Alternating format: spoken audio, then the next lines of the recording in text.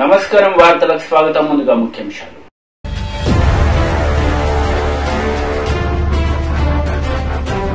అభద్రతా భావంతోనే వైసీపీ నాయకులు విమర్శలు చేస్తున్నారని మండిపడ్డారు జనసేన నేతలు.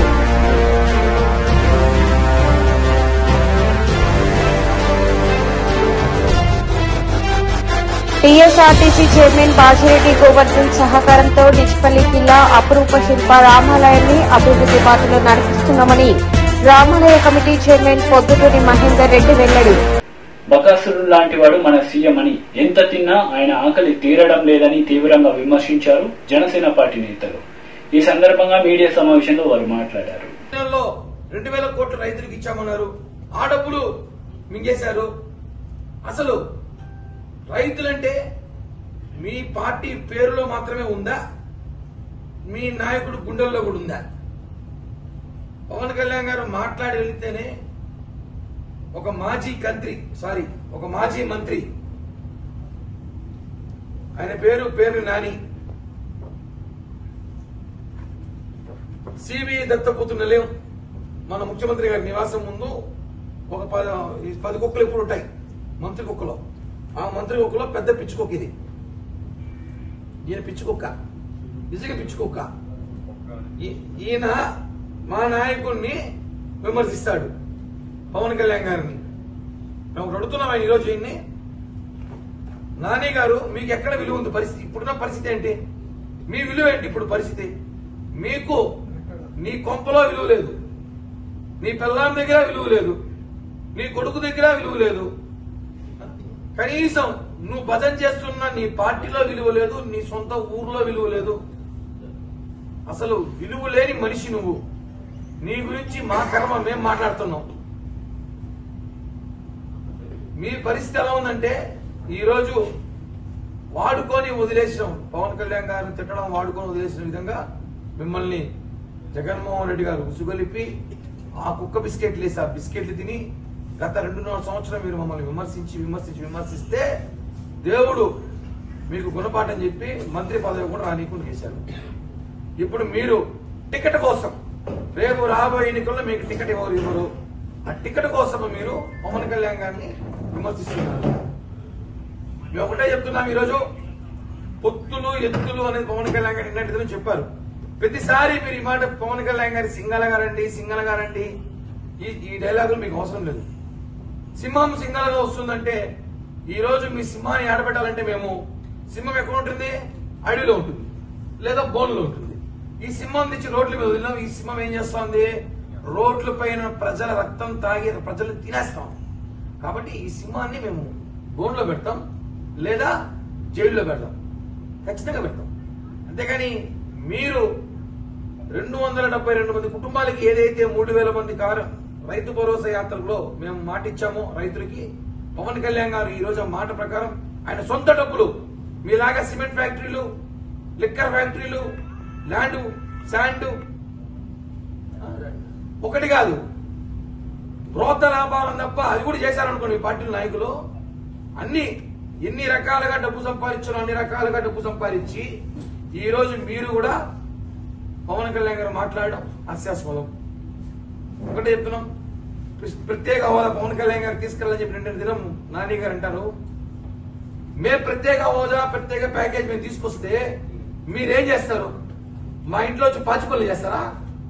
ఇవ్వలేదు అని ఎదురు తిరిగిన నాయకుడు పవన్ కళ్యాణ్ గారు ఆ రోజు పాచిపోయిన లడ్డూలు ఇచ్చారని చెప్పి ఆ రోజు గట్టిగా మాట్లాడిన నాయకుడు మా నాయకుడు.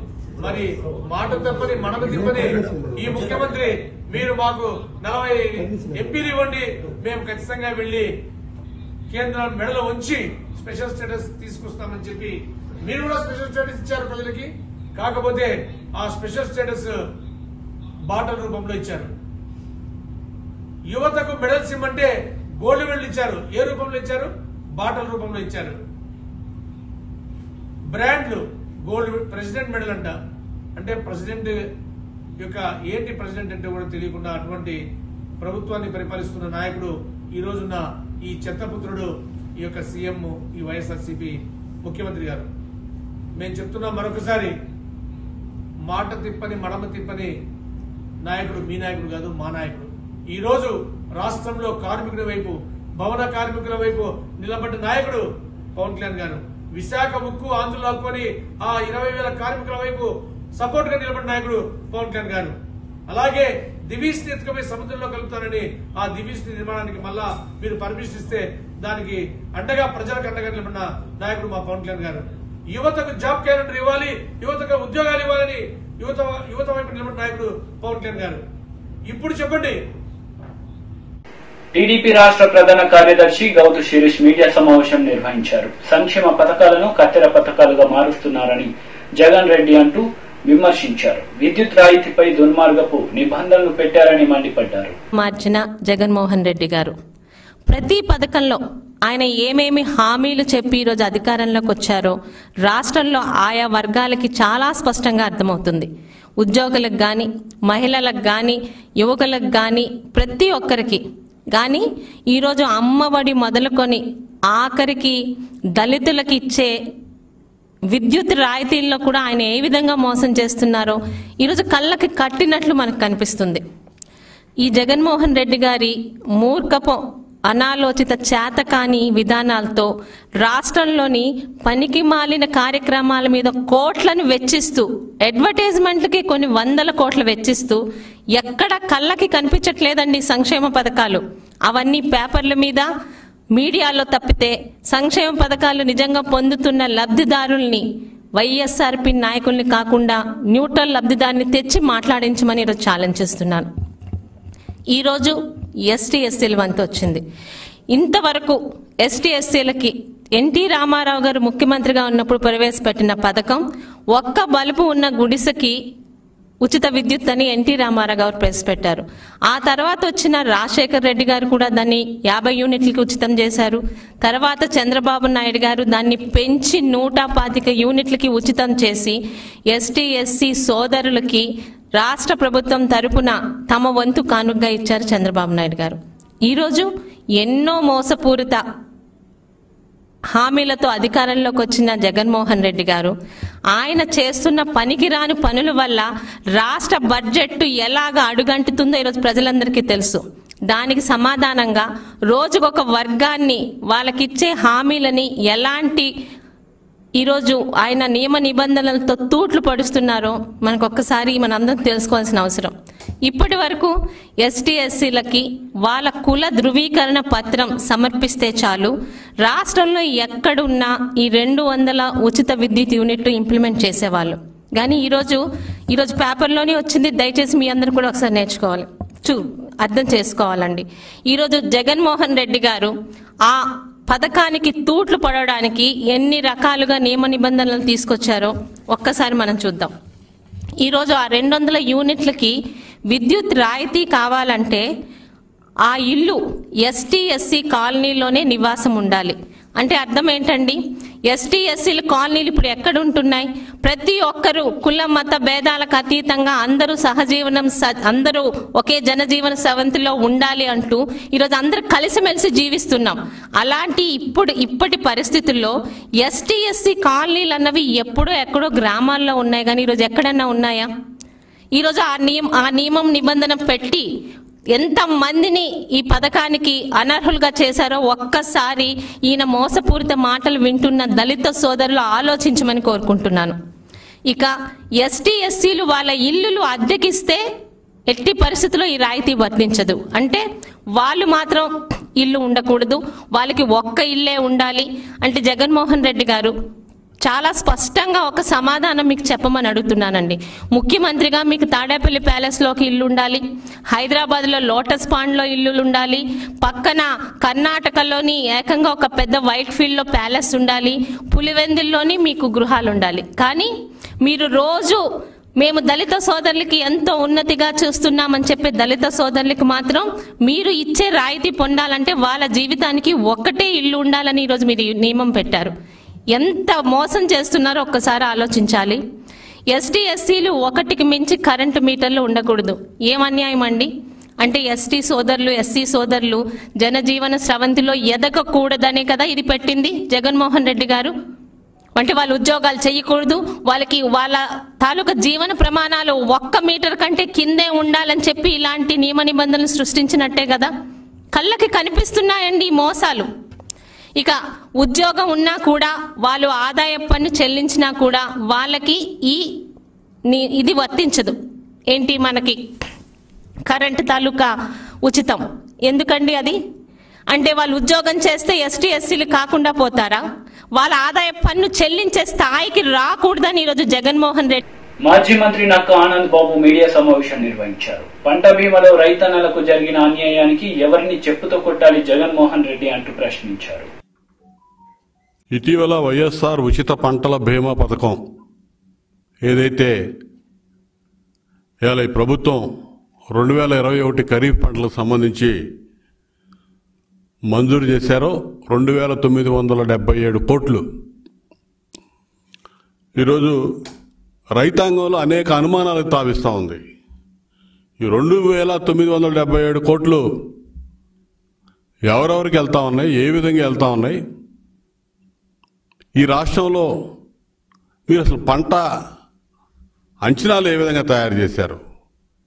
ఎక్కడెక్కడ గ్రామం యూనిట్గా, మండలం యూనిట్గా, జిల్లా యూనిట్గా ఏ ప్రాంతంలో ఏ పంటలు ఎన్ని ఎకరాలు సాగు చేశారు? ఏ విధంగా ఎన్ని ఎకరాలకి ఈ బీమా చెల్లించారు? బీమా పరిహారం ఎంత వచ్చింది? దానికి సంబంధించిన రైతులు ఎవరు? అనేక అనుమానాలకు తావిస్తూ ఉంది. రైతాంగంలో అనేక ఆందోళన చెందుతూ ఉన్నారు. అనుమానాలు, ఆందోళనలు ఇవన్నీ కూడా తీర్చాల్సిన బాధ్యత ప్రభుత్వం మీద ఉంది. ఎందుకంటే జగన్మోహన్ రెడ్డి స్వయంగా చెప్పాడు, ఈ బీమా పరిహారం రిలీజ్ చేసేటప్పుడు అనంతపురం వేదికగా 30 లక్షల మంది పైగా మేము బీమా చేస్తే 15 లక్షల మందికే చెల్లిస్తున్నామని. మరి ఆయన చెప్పిన లెక్కల ప్రకారం 15 లక్షల మంది ఎవరు, ఏ పంటలకి చెల్లిస్తున్నారు? దగ్గర మొత్తం కూడా ఇటీవల కాలంలో నష్టాలు చూస్తే వరదల వల్ల నష్టపోయినటువంటి రైతాంగం 3000 కోట్ల పైన ఉంది. అదేవిధంగా వీళ్ళ లెక్కల ప్రకారమే 4,50,000 ఎకరాలు మిర్చి పంట వేస్తే ఆ మిర్చి పంటలో నష్టపోయినటువంటి రైతాంగం 4.5 లక్షల ఎకరాలంటే దగ్గర ఎకరాకి 80,000 చొప్పున అదొక 4,000 కోట్లు ఉంది. అది కాకుండా ఇతరత్ర హార్టికల్చర్ క్రాప్స్ కానీ పండ్ల తోటలు ఇవన్నీ కూడా ఒక 600-700 కోట్లు, మొత్తం వెరసి 80,000 కోట్లు నష్టపరిహారం కనపడతా ఉంది, నష్టం కనపడతా ఉంది రైతాంగానికి. ఇందులో నువ్వు మంజూరు చేసింది ఇన్సూరెన్స్ 2,977 కోట్లు. ఎవరికి వెళ్తా ఉంది? అసలు ఎవరెవరికి ఎంత బీమా పరిహారం మీరు చెల్లించారు? బీమా వచ్చింది ఎవరికి ఇవ్వబోతా ఉన్నారు? ఇందులో కౌలు రైతులు ఎంతమంది, ఓనర్ ల్యాండ్ లార్డ్స్ ఎంతమంది, అసలు రైతులు ఎంతమంది? అసలు ఇవి తెలియజెప్పడానికి నీకు వచ్చిన నష్టం ఏంటి? ఎందుకు రైతులు ఇంత ఆందోళన చెందుతూ ఉంటే మీరు వదిలిపెడతా ఉన్నారు? మీరు చెప్పండి, మీ బాధ్యత ఇది. అనంతపురం జిల్లాలో సెంటు భూమి కూడా లేని వాళ్ళకి 1,40,000 రూపాయలు వచ్చినాయి అని చెప్పి లెక్కలు చూపిస్తూ ఉంది. అదే అనంతపురం జిల్లాలో ఈ రోజున పత్రికల్లో చూసాం, మీ వాలంటీర్, మీరు పెట్టిన వాలంటీర్ చెప్పుతో కొట్టుకుంటా ఉన్నాడు. 50 మందికి నేను బీమా కట్టిస్తే ఒకరికి వచ్చింది. అభద్రత భావంతోనే వైసీపీ నాయకుల విమర్శలు చేస్తున్నారని జనసేన నేతలు మండిపడ్డారు. ప్రెస్ క్లబ్ లో నిర్వహించిన మీడియా సమావేశంలో వారు మాట్లాడారు. కౌలు రైతులు ఆత్మహత్యలు చేసుకున్నప్పుడు వారికి ప్రభుత్వం అండగా నిలబడుతుందని ఆశిస్తే జగన్మోహన్ రెడ్డి గారి ప్రభుత్వం అండగా నిలవడం లేదు సరిగదా, వారిని అవహేళన చేస్తూ ఉంది. దాంట్లో భాగంగా కౌలు రైతులు ఆత్మహత్య చేసుకోవాలని పవన్ కళ్యాణ్ గారు అందుకోవాలని పవన్ కళ్యాణ్ గారు చనిపోయిన కుటుంబానికి సొంత చనిపోయినటువంటి ₹1,00,000 ఇస్తుంటే ₹1,00,000 దాదాపు 2,240 మంది ఆత్మహత్య చేసుకోవాలని చెప్పి జగన్మోహన్ రెడ్డి గారు పాల్గొనని చెప్పి జగన్మోహన్ రెడ్డి గారు పాల్గొన్నటువంటి దాంట్లో భాగంగా పర్యటిస్తుంటే దాంట్లో ప్రభుత్వానికి మంత్రులు కానీ వైసీపీ ప్రభుత్వానికి కానీ మంత్రులు కానీ ఎందుకు వెంబెలెత్తిపోతున్నారు? పవన్ కళ్యాణ్ గారికి లభిస్తున్నటువంటి జనాదరణ చూసి జనాదరణలు మంత్రులు రమేష్ గారు, నేను నెల్లూరులో మాట్లాడుతున్నాను. పవన్ కళ్యాణ్ గారు పవన్ కళ్యాణ్ గారు పేరుతో రాజకీయం చేస్తున్నారు. చౌదరి పేరుతో రాజకీయం చేస్తున్నారు. మేము 450 మంది రైతు కుటుంబాలు 450 మంది రైతు కుటుంబాలు 450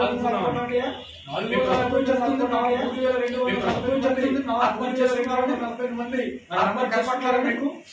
మనందరూ కష్టపడాలి. అందరూ చేయాలి. మీరు సాయం అందరూ చేయాలి. పవన్ కళ్యాణ్ గారు రాజకీయానికి అవసరం లేదు. పవన్ కళ్యాణ్ గారు రాజకీయానికి అవసరం లేదు. ప్రజలకు అండగా ఉండాలని ప్రభుత్వం ప్రజలకు అండగా ఉండాలని ప్రభుత్వం ఇంకొక మాట చెప్పారు. రాజకీయ స్థిరత్వం లేదు చెప్పారు. రాజకీయ స్థిరత్వం లేదు. మీరు కానీ అంబటి రాంబాబు గారు కానీ మీరు కానీ రాజకీయ స్థిరత్వం లేదు. ఎవరో మీరు రాజకీయ స్థిరత్వం లేదు. 150 సీట్లు ఇచ్చారు. ప్రజలు మిమ్మల్ని నమ్మి 150 సీట్లు పైగా మిమ్మల్ని 20 సీట్లు పైగా ఏం చేస్తున్నారు? ఇచ్చారు. ఏం చేస్తున్నారు? మీరు చెప్పారు కదా మద్యపాన నిషేధం అమలు చేశారు కదా. మద్యపాన నిషేధం 4 ఏళ్లలో మొత్తం పూర్తిగా నిషేధిస్తారు. 4 ఏళ్లలో మొత్తం మరి ఏం చేశారో నిషేధిస్తామని రాబోయే 20 ఏం చేశారు మీరు కట్టు రాబోయే బడ్జెట్ వచ్చే ఆదాయంతో లేదా మీరు బ్యాంకుల ద్వారా అప్పు తెచ్చుకున్నప్పుడు లేదా అంటారా? మరి అప్పు తెచ్చుకున్నప్పుడు వాడలేదు. మాయమాట ఎవరు చెప్పలేదు. మాయమాట ఎవరు చెప్తారు? ప్రజలకి ప్రజలకి లేదంటే రైతు కుటుంబాలకి ఏంటంటే రైతు కుటుంబాలకి గిట్టుబాటు లేకుండా చేయటమా ఆడతారా? మీరు పవన్ కళ్యాణ్ గారు ఆడతారా? స్థిరత్వం పవన్ కళ్యాణ్ గారు పరిజ్ఞానం లేదంటారా? పరిజ్ఞానం లేదంటారా? రాంబాబు గారు మీకు పరిజ్ఞానం ఉందా? శాఖ పైన మీకు పరిజ్ఞానం లేదు. శాఖ పైన గేలను మీకు లీటరు టీఎంసీ తెలియదు. టీఎంసీ శాఖ మంత్రి మీరు నీటిపారుదల శాఖ మంత్రి నీటిపారుదల శాఖ మంత్రి మీరు మన ఇల్లు అక్కడ ఏం చేస్తారు? మీరు మా వెళ్ళి ఈ రాష్ట్ర మంత్రి మా దౌర్భాగ్యం. అలాంటి వారు మీరు మాట్లాడతారు. అలాంటి వారు మీరు మాట్లాడతారు. మీకు కానీ మీ నాయకులు జగన్మోహన్ రెడ్డి గారికి కానీ మీ నాయకులు కానీ మీ అవగాహన కానీ మాటలు తప్ప మీరు బయటపడి మాటలు తప్ప మీరు బీజేపీతో ఉన్నారు పవన్ కళ్యాణ్ గారు. మీరు బీజేపీతో ఉన్నారు పవన్ కళ్యాణ్ గారు మాట్లాడండి. ప్రత్యేక నిధులు మాట్లాడండి. 150 చెప్పారు. ఎమ్మెల్యేలు ఇచ్చారు. 150 మంది ఎమ్మెల్యేలు ఇచ్చారు. ఇవ్వండి. 20 మంది ఎంపీలుగా ఇవ్వండి. కేంద్రంలో ఉన్నటువంటి బీజేపీ పైన పోరాడి రైతు భరోసా కేంద్రాలు పెట్టింది. రైతు భరోసా కేంద్రాలు ఉద్దేశం ఏంటంటే అయితే బెల్లలతో రైతు పాల్పడడానికి రైతు భరోసా కేంద్రాలు ఆంధ్రప్రదేశ్ లో అవి వైసీపీకి అవినీతి. 8వ అంతర్జాతీయ యోగా దినోత్సవ సందర్భంగా విచ్చేసినటువంటి RDO Rajeshwar, Bodhan town CI Prem Kumar, doctor Suchitra Goje, Balagangadhar, Pradeep Gupta మరియు తదితరులు పాల్గొన్నారు. అంతర్జాతీయ యోగా దినోత్సవం ఈ సంవత్సరం 8వ అంతర్జాతీయ యోగా దినోత్సవం జరుపుకుంటున్నాం. మరి ఈ సందర్భంగా పట్టణ ప్రజలకు మరియు డివిజన్ ప్రజలకు యోగా దినోత్సవ శుభాకాంక్షలు తెలియజేస్తూ అందరూ కూడా తమ ఆరోగ్యాన్ని కాపాడుకోవడానికి ప్రతినిత్యము ఖచ్చితంగా యోగా లాంటి వాటిని ప్రాక్టీస్ చేయడం, ఎక్సర్సైజ్ చేయడం, ప్రాణాయామం చేయడం లేదా ధ్యానం లాంటివి చేయడం, ఇవన్నీ కూడా మనం పాటించినట్టయితే ఖచ్చితంగా మనకు ఆరోగ్యం అనేటువంటిది ఎప్పుడు మన కంట్రోల్లో ఉంటుంది. మనసు ఒక నిశ్చలత వైపు ఉంటుంది. మరియు మనము ఈవిల్ ప్రాక్టీసెస్ చేయకుండా మనల్ని మనం కాపాడుకునే అవకాశం ఉంటుంది. కాబట్టి అందరూ కూడా యోగాను విధిగా వాళ్ళ పిల్లలకు నేర్పడం, వాళ్ళు రోజు ఆసనాలు ప్రాక్టీస్ చేసే విధంగా చేసినట్టయితే పసి వయసులోనే పూర్తిగా వాళ్ళ మనసు శరీరం వాళ్ళ అదుపులో ఉంటుంది. మరియు మంచి ఒక ఉత్తేజమైనటువంటి డే అంతా మనం ఒకరోజు కనుక యోగా చేసినట్టయితే మార్నింగ్ అవర్స్ ఆ రోజు డే అంతా చాలా హుషారుగా యాక్టివ్గా ఉంటుంది. అంటే పిల్లలు తమ చైల్డ్హుడ్లోనే కనుక యోగా నేర్చుకున్నట్టయితే మంచి ఒక అర్థవంతమైనటువంటి మానసిక పరిపక్వతమైనటువంటి పౌరులుగా ఎదుగుతారు. మనకు గురజాడ గారు ఒక మాట అన్నారు, తిండి కలవాడే కండగలవాడే మనిషి అయ్యాను. అంటే ఇది ఫిట్నెస్ యొక్క ఇంపార్టెన్స్ చెప్తుంది. కాబట్టి దీన్ని దృష్టిలో పెట్టుకుని పిల్లలకు తల్లిదండ్రులు ఖచ్చితంగా యోగాను నేర్పించాలి. వాళ్ళు ప్రాక్టీస్ చేసే విధంగా వాళ్ళకి తర్ఫీదు ఇవ్వాలని సందర్భంగా కోరుకుంటూ అన్ని విద్యా సంస్థలు కూడా విధిగా వాళ్ళకు డ్రిల్ అవర్స్ లో ఖచ్చితంగా ఒక 10-15 నిమిషాలు డెఫినెట్ గా యోగాసనాలు విద్యార్థులకు నేర్పినట్టయితే భావి భారత పౌరులు మంచిగా ఎదిగి రాణించడానికి అవకాశం ఉంటుంది. కాబట్టి ఈ సందర్భంగా మరొకసారి అందరికీ యోగా దినోత్సవ శుభాకాంక్షలు తెలియజేస్తాను.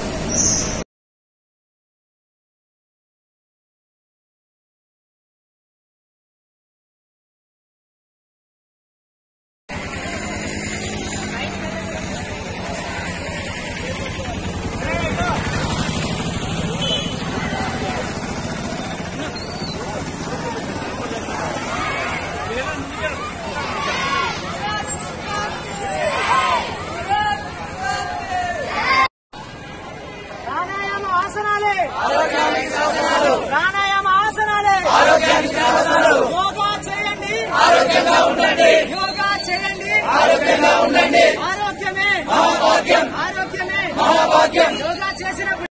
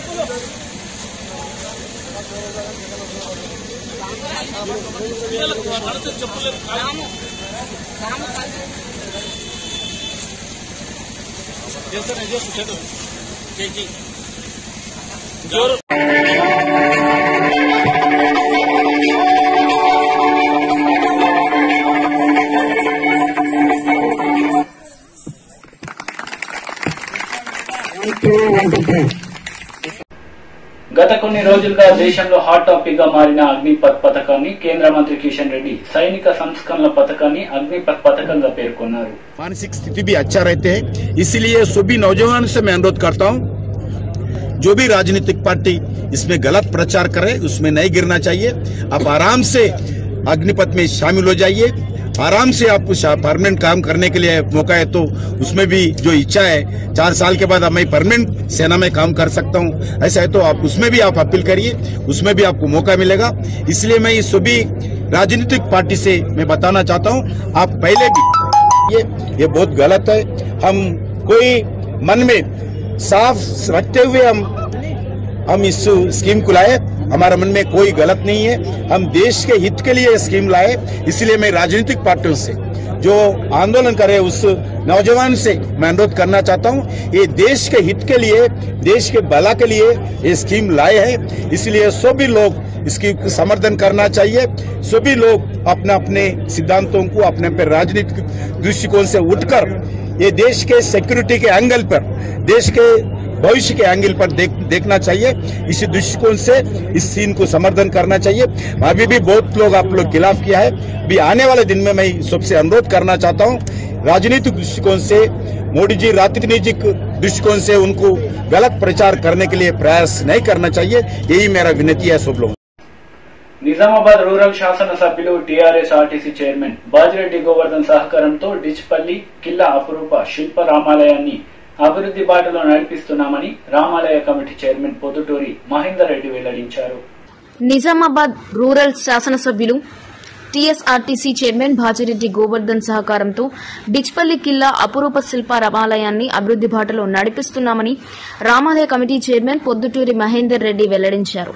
ఈ సందర్భంగా కిల్లా రామాలయం అభివృద్ది కొరకు 50 లక్షల రూపాయలు మంజూరు చేయించిన బాజిరెడ్డి గోవర్ధన్ కు ధన్యవాదాలు తెలియజేశారు. నిజామాబాద్ రూరల్ శాసనసభ్యులు బాజిరెడ్డి గోవర్ధన్ ఆదేశాల మేరకు RNB SC Rajasekhar Reddy, AE మనోహర్లు డిచ్పల్లి కిల్లా రామాలయానికి సందర్శించి ప్రత్యేక పూజలు చేశారు.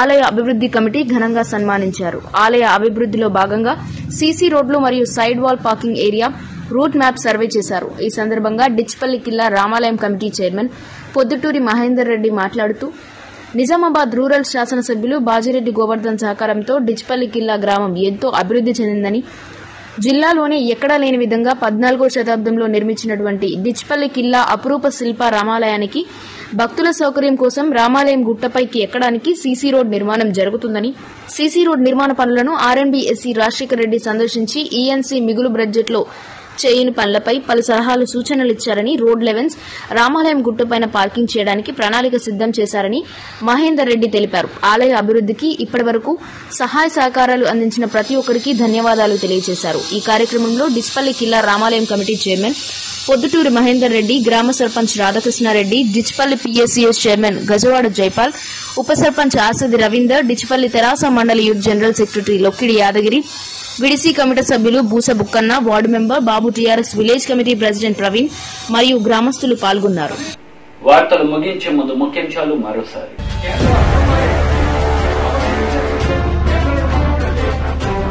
అభద్రతా భావంతోనే వైసీపీ నాయకులు విమర్శలు చేస్తున్నారని మండిపడ్డ జనసేన నేతలు.